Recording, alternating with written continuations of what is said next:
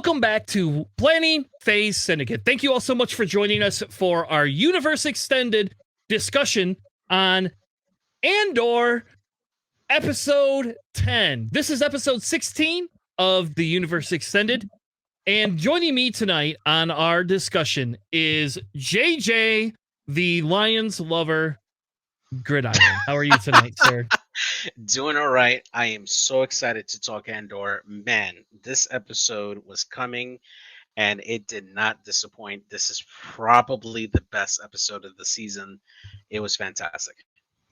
So I'm going to preface this with saying I went upstairs. My wife was had been sick, right? So she wasn't at school, and I didn't really pay attention that she was like home at all. And then she came out at the beginning of the episode and was kind of sitting there watching it with me, and I'm sitting here like answering the questions and eating my soup because I eat soup for lunch quite a bit. Not right now. I'm trying to lose some weight, and so like I love my soup, and so I'm eating my soup, and I got my sandwich.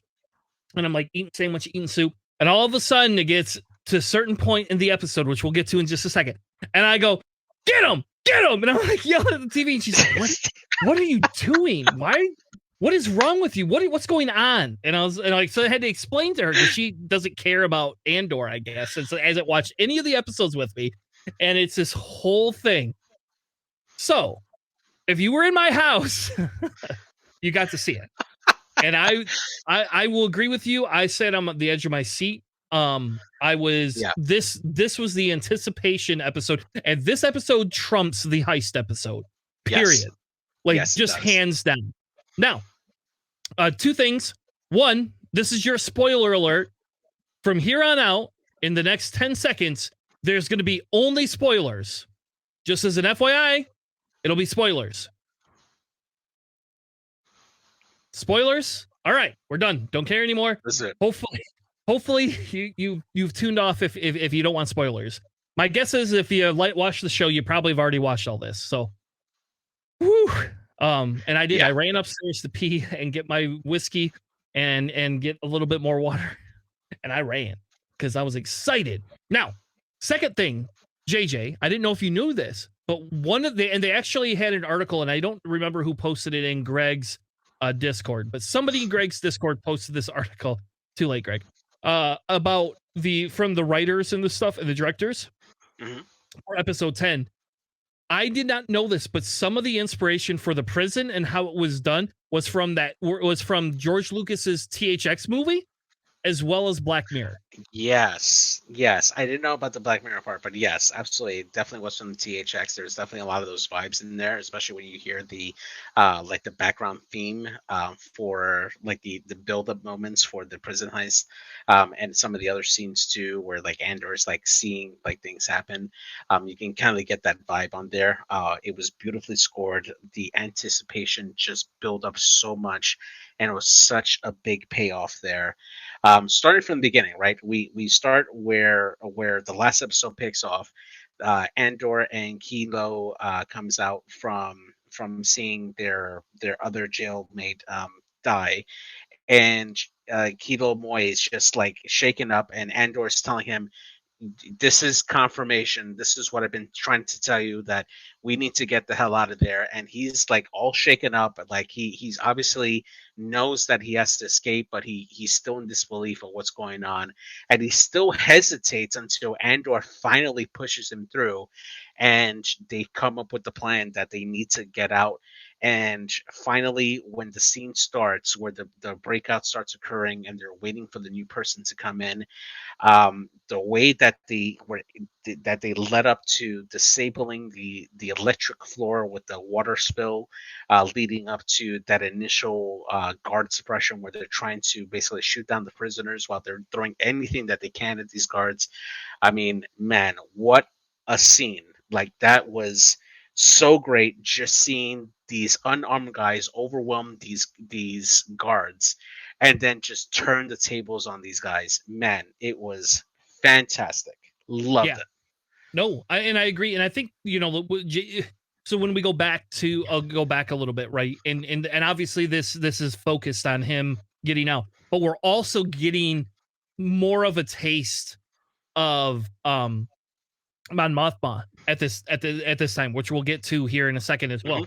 And they're cutting back and forth, back and forth, and back and forth between the two. And the way that they cut the episode together is great. The best part for me though, and this is like what set up the whole episode, is when they start the episode, you're already on your edge because you know this has to be a prison break episode. You know it. Like there's no way they can continue. They just found out they never get out. And at this current time, Snoke, I'm sorry, he's not Snoke.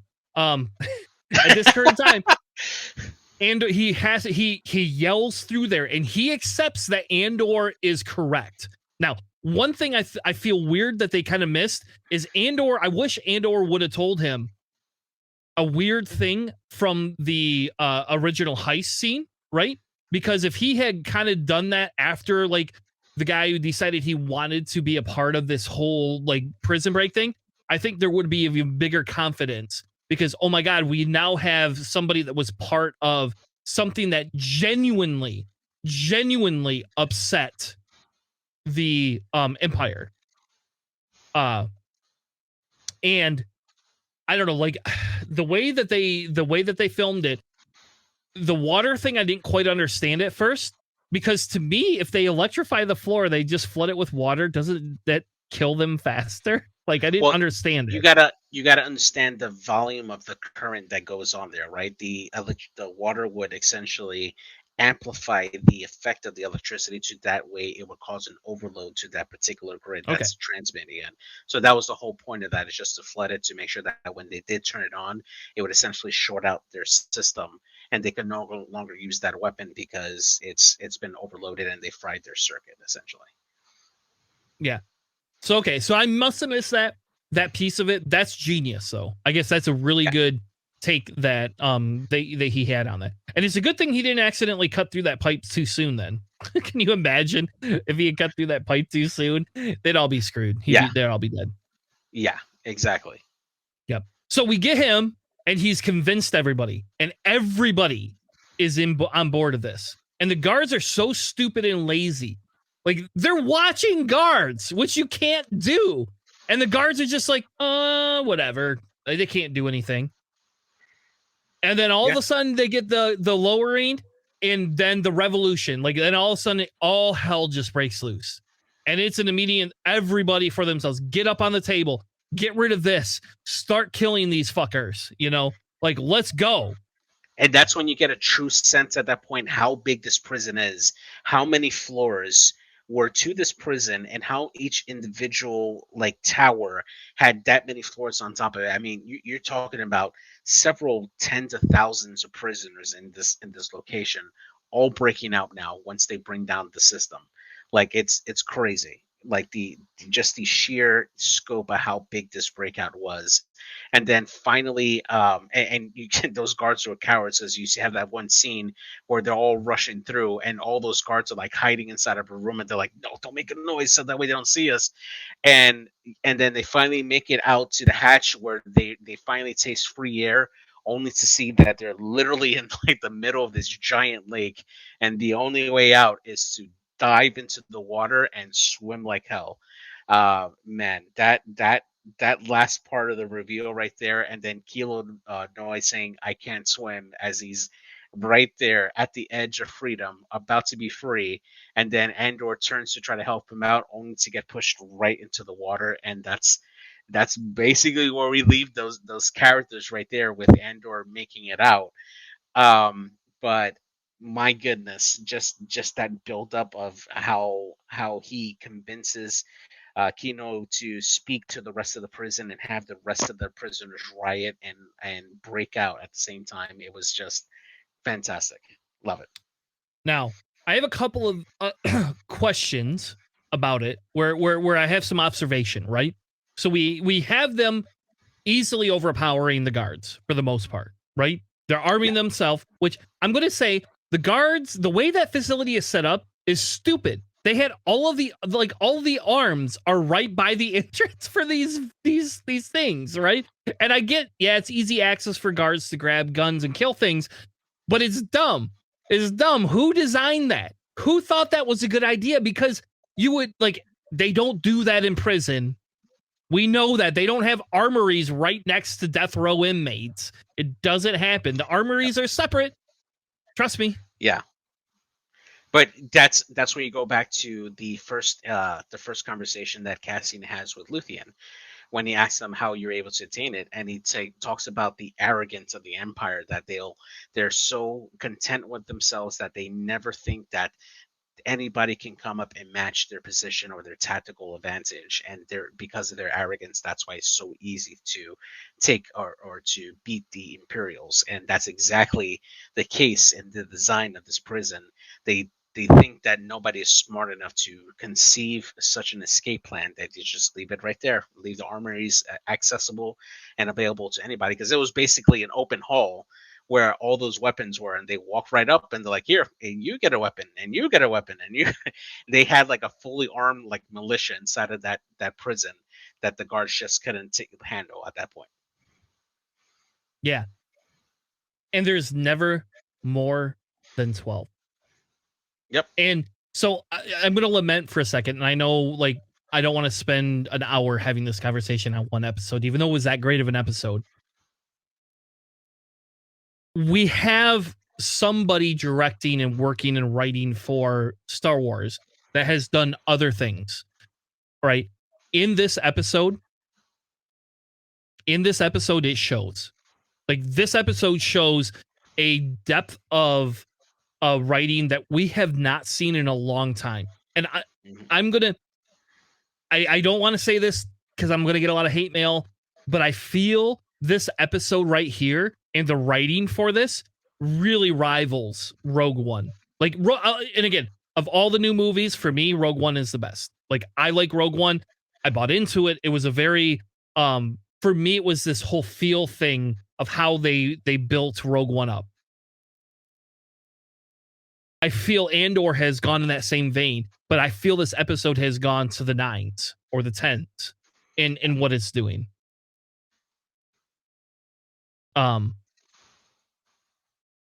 man, I don't know. Okay, and to think we had Boba Fett about this time of the year last year. No offense, Totally Charles. different scope. Totally different scope too, right? So now transitioning back to Mon Mothma, right? That as we see that particular part of the story unfolds, she finally gets to meet this financer that's going to help her transfer all this money here, and you can tell that this guy, he is a very conniving, scheming guy. He's definitely the shady type who clearly has plans, because he can clearly see that Mon Mothma is definitely into something that she doesn't want to, that she values so much, and she knows that he can get an opportunity here, by like trying to take advantage of Mon Mothma, and basically proposes that, in order for him to, essentially launder the money that Mama needs in order to get to the rebellion, that he allows his son to come in and make an introduction with her daughter, who is of age, so that way they can meet. And obviously, the bigger plan here is to basically form an arranged marriage between the two, so that way he can now gain status using the Mothman name, to gain ranks inside of the empire for his family. Just to see Mothma snap at that moment when that's even suggested. Man, like the actress for Mon Mothma, just great in her reaction and her delivery of that part. That was something that was really good, actually. Yeah, and I think that when we talk about this type of thing and we see, we see this, right? You have a vision of why it's so insane that arranged marriages are a thing. That's what this is. But he's sitting here saying it's insurance. This is Hmm. insurance. It's so that you don't rat me out. I don't need money. I don't need power. I just want to ensure that you're going to go down with the ship if I go down with the ship. And I want to ensure that you have a viable piece in this. I don't know. Hmm. I think to me that was genius writing as well. for it, and I think it's kind of something that we see we see my Mothma a new thing because she denies it. She's like, "Screw you, fucker! Like, I'm no way." And he's Yep. like, "We'll see. Mhm. You're gonna think about it." No, I'm not gonna think about it. The answer is no. He's like, "Yeah, okay, we'll see." And Yeah. And do you think that she will eventually consider it if she gets that desperate to move money for the Empire? yes, now I think so, for different reasons though. Not the desperate piece of it, as much so as she will use it as a way to keep her daughter safe. Because this Yeah. is going to keep her daughter safe. I'm going to give you an arranged marriage. Maybe it'll buy me a little bit more time. Maybe it's going to buy me these things that I don't have, before. And then when things go south for her and she has to run away, she knows her daughter is going to be safe. Because she obviously don't give two shits about her husband, right? She doesn't Yeah. care about him. He's not even a factor in this equation right now. No, It's like, yeah. if he dies, whatever. Yeah. Now, for the ultimate surprise that I had in this whole episode, the prison break, not super surprising. We did have some casualties. I will say, him not being able to swim is like that was pretty heartbreaking. And if JJ goes back through our text messages, he's gonna see I screamed no No. Yeah, I remember that. right at that point. Like, and then I was like, shit, I'm giving something away, but I'm not gonna tell him what it is. But I screamed no because it's like, oh my god, you just reveal this guy can't swim. Yeah. And there's one more plot twist we're going to go over, and then I want to come back to this prison break thing because I have a bigger question of why they didn't try to hold the facility and keep it for themselves. Like, that was never even an option anybody thought of. They could have just killed all the Imperials in there and try to hold that and try to get word out. But we're going to come back to that in a second. I want to come back to that because the biggest reveal, in my opinion, of the whole episode, right, is towards the end. Luthen has a meeting with a special Oh, person, I can't believe I forgot that. Yes. and it's an ISB agent. I don't remember the guy's name, but it's an ISB agent. And all of a sudden, I go, "Holy fuck!" I never, no, once did I never, ever, Suspense. Lonnie, thank you. I Yeah. never thought about like they needed people on the inside, but they had an ISB agent on the inside. And this is all kind of like somewhat of a callback. If you think about if you read any of the books, the Aftermath books, I can't remember the guy's name, but there was the ISB agent that essentially sides with the Resistance after the war, and I can't remember his name. It'll come to me later, I'm sure. I'll be sitting upstairs editing this episode, and it's going to come to me, and I'm going to be pissed off I don't remember it. Yeah, absolutely. But here's the even bigger twist. It's not just that it was an ISB agent, which I didn't even think of was a needed factor. Luthen essentially tells this agent, fuck you, you are staying. This agent comes to him and says, hey, I'm ready to get out. I'm done. I don't want no more part of this. I got a family now. And he's like, baby, it's too late. I don't think you get it. You don't seem to understand. You're done. You go back, you're dead. Yep. And he implies he's going to kill him. He's implying that he will make sure this guy does not live. Mm-hmm. This is the rebellion I'm talking about. This is true rebellion, right? Like when we talk about, we watched New Hope and that's candy coated, right? Empire Strikes Back is candy coated. This is how fucking the shit really works in real life.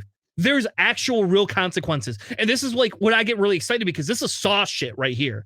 Like we all thought it was just Saw as a renegade. No. Luthen is like Saw, just more political. Yeah, absolutely. He delivers one of the best soliloquies when he gets asked, the agent complains to him. He's like, I'm giving up, my family, my sanity for this and stuff. What have you sacrificed? And Luthen goes into probably one of the best speeches ever delivered on any type of Star Wars media. And he goes into detail about what he sacrificed for this rebellion. And it's like, immediately, like, he puts it in a scope where I feel more for this character than I ever did for like Saw Gerrera and all the stuff that Saw went through. And just to see the scope of the dedication that he's putting into making sure that this rebellion succeeds, like it was. I mean, you got to give your hats off to Skarsgård for making this character just be so so interesting, so like so attention grabbing.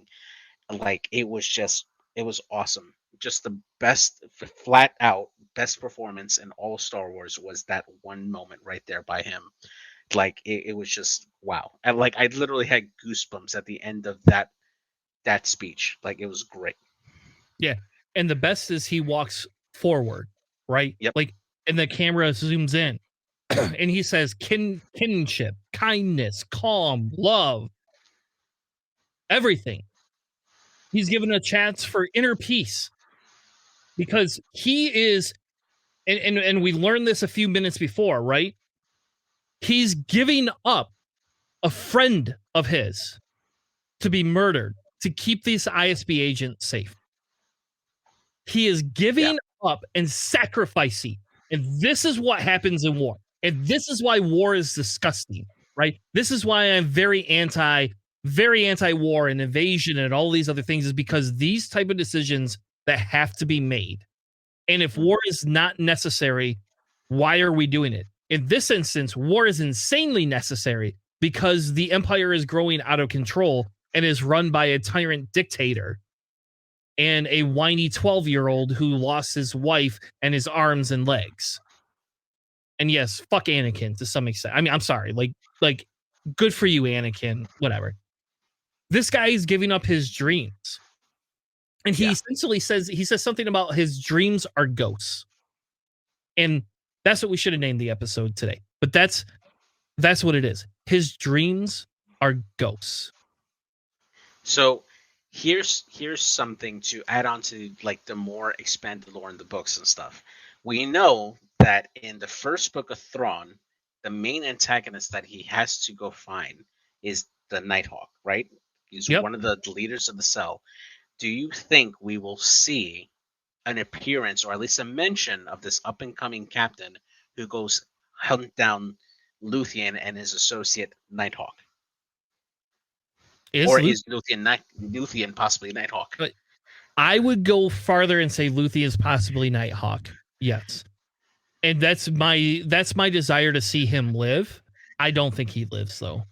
But that would be my desire to see him live. And it would be a little bit weird because they call him Axis, but maybe they Yeah, did that on purpose, right? Because if they did say Nighthawk, it's immediate callback. I mean, we immediately know who he is then. yeah. And in the Thrawn books, spoiler alert, right? But in the Thrawn books, Nighthawk isn't murdered by Thrawn Hmm. and is a rival of Thrawn. I missed that piece. I do think you're probably right in that I feel that the correlation is pretty strong. I think it would be a big leap on Disney's aspect or on Disney to make that jump. But if we're talking multi or like long term, like MCU style, that's an easy thing to do because if they make reference to it, allude to it, and then we get the Ahsoka series, and the Ahsoka series hits as hard as this does, there's an easy spinoff for Thrawn to come back and have his own show, or Oh yeah, Nighthawk to have his own show. yeah, I don't absolutely. know. That's crazy. I didn't even think about that, but yeah, you're right. And maybe it's because you read them more recently than I did. But yeah, Yeah, that makes sense. There is somebody as genius, and we know Luthen's gonna has to go into hiding or is gonna get killed here soon. Like they've alluded to this through dialogue for 3 episodes now, and he's not being careful anymore, and he doesn't care. He's losing his desire to give a fuck about his yeah, safety, yeah. and he says he will I, not see the end of this. yeah, and I suspect that the finale is him being chased by the Empire, and we're gonna see a sick space battle with his mini decimator versus a squad of like interceptors and TIE fighters. Like I feel the space battle coming, and I'm gonna immediately relate this to X-Wing. and I'm gonna want him on the table like immediately. Like, Do you think like we there get a needs to Soontir be hot Fell? shots and pack. Do we get I a I Soontir think Fell? I oh my god, a live action suits here? Oh my god. Okay, we need Hot Shots and Aces 3 like right now. Okay? Like right oh man. Oh man. Give me a oh god, give me a Soontir Fell on live action. Okay, if that happens, you and I are gonna simultaneously call Charles at the same time and be like, guess who the fuck just appeared on screen? Yes, I know. Exactly. Oh man. That would be fantastic, man. Fantastic. All right. So the last piece, and we're gonna come back and then we're gonna wrap up here in the next two or 3 minutes. The last piece is we come all the way back to that prison break, right? And at the very end, we see Andor and one other person running away. We see No shit. searchlights and no one else. So my question is, A, why didn't they try to take over that facility and only a few people leave? Like nobody thought of that, I guess. They B, they had the chance at freedom. That's why. and that's fair, right? And that's probably fair. That seemed like a long drop into the water. Um, uh, and we need to go back to when Cassian gets brought there, because I think if we go back to when Cassian gets brought there, we'll see if that was displayed and we missed it as a I don't know, as a Star Wars fans, if we missed that. Mhm. Um, and this maybe shouldn't have been as big of a surprise, but they're all jumping off this tower and only two of them live. Like that seems ludicrous for the tens of thousands of people that are in there. Um, I don't I know. think they just chose different. I mean, granted, by the time we see them when they're leaving, it looks like midday when they jump, and then at the end scene, it's already nighttime. So we can assume that they've been on the run for a few hours. So I would assume that once people hit land, they just dispersed, right? Like get out to wherever you can and run for the Empire. They can't catch us all. So it would assume. I think it would make sense to me that they just went off with whoever they wanted, and they just spread out in all different directions to make it harder for the Empire to track them. I 100% believe that Melchi is the one that's with Andor, just because we do see him in Rogue One. It would make sense why he would have followed him in the last battle. So That is true. That's a good point. I didn't think about that either. I didn't know who it was. It was too blurry for me to pick it up. I only watched it once. I watch the episodes twice. Um, so this week was too busy for me to watch it twice. Um, so to me, this was a 11 out of a 10 episode personally, and maybe it's yeah, because they did such a good job building up to this. But I yes, feel the ISB agent reveal was just such like I'm still in shock of this, right? yeah, Like I'm still in shock. And I'm going to go back to what we talked a little bit about last week. And when I said, hey, like the reason Andor didn't have a reason before is because he didn't care enough. And people, like, if we want to talk about humanizing this experience, people don't care about certain things until it affects them. hmm Even if you live in poverty, a lot of people don't care about changing poverty until it affects them to such a great extent. And then they have to be given the opportunity to be able to live that life and get out of poverty. And then they do something. hmm This is the real human experience that we're seeing. And maybe this is why it touches home better. I will say the story writing is amazing. I don't care what anyone says. The story writing to me is amazing. I think that last episode was amazing buildup, and this episode is like the culmination of a little bit of a sigh, but it doesn't mean Andor and all his friends are off the hook. And the sacrifice that went through here was off the charts. There yeah, was a big sacrifice for the freedom of a few. yeah. Ugh, so good. So good. So excitable. I I can't wait for the season finale. We got what, 2 more episodes left? We have 2 more episodes. I anticipate next episode will be not as action packed. Will be a little bit more story development, but will be pretty on your edge next episode. Because Yeah. this is going to be next. My belief is next episode, Cassian has to figure out how to get off there, and they have to come in contact with somebody, right? Like he's gonna have to figure out a way to reach out to the rebellion and make his presence known. And I think this is where we get the Cassian Andor speech. I could be wrong. It might be 2 episodes, but I feel we're going to get that speech. Or we're going to get up to the cliffhanger and they're going to have him at gunpoint. And then next episode, we're going to get his speech. And if that's the case, I will bitch next week. I will warn you ahead of time. I want my Cassian speech. I want him to laminate. And all I can say is I hope I get a K2SO by episode 12. That's my ultimate dream is we get a K2SO by that. Because we know he's getting set up to go back for his mother. That's where they're going to try to catch him. I think we see K2 he's going next back. Season. Yeah, I think we have K2 next season. I don't think we'll see him by the end of this season. Just because I don't think it makes sense at the moment right now to introduce it. Especially if he's on the run, because I think that for you to be able to reprogram a droid, you just need a lot of equipment that Andor simply doesn't have access to. It could be that he meets up with Luthien again, and he helps him reprogram K2. But again, that sounds like a season 2 plot line that's going to need time to be fleshed out, because so far as they're developing this particular series, they're taking the time on telling the story. And to rush something into like having K2 come in and be introduced into the story and the whole plot line for the reprogramming to be done in one episode, I think will be a disservice to that character. So I think this is more of a season 2 plot line that we'll see. Could be. Oh, well, JJ, I think we've laminated for a good half hour here. Yeah.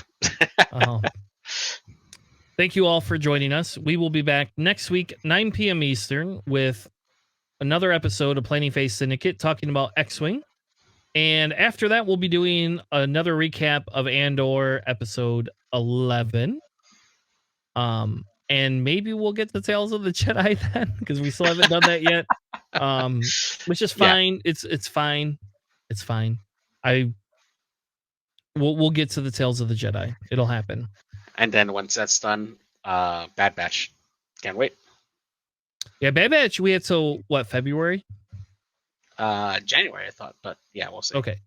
Well, good. So then we'll have a month of, I don't know what we'll do for a month for Universe Extended stuff. We'll see. We got Thrawn, baby. We do have Thrawn. We could go back to Thrawn. Well, I started, right. You know what I started? I started to finish the last 2 books of the High Republic as well. So I'm nice. Going through the last 2 books for the High Republic, which I know you haven't read. No. We could do Alphabet Squadron 2. I don't know. We'll have to look at some things and see what we have left in the tank. Yeah. There. So anyway, thank you all for joining us. Have a good night, and we'll see you next week, Sunday at 9 p.m. Eastern. Have a good night, everyone. See ya.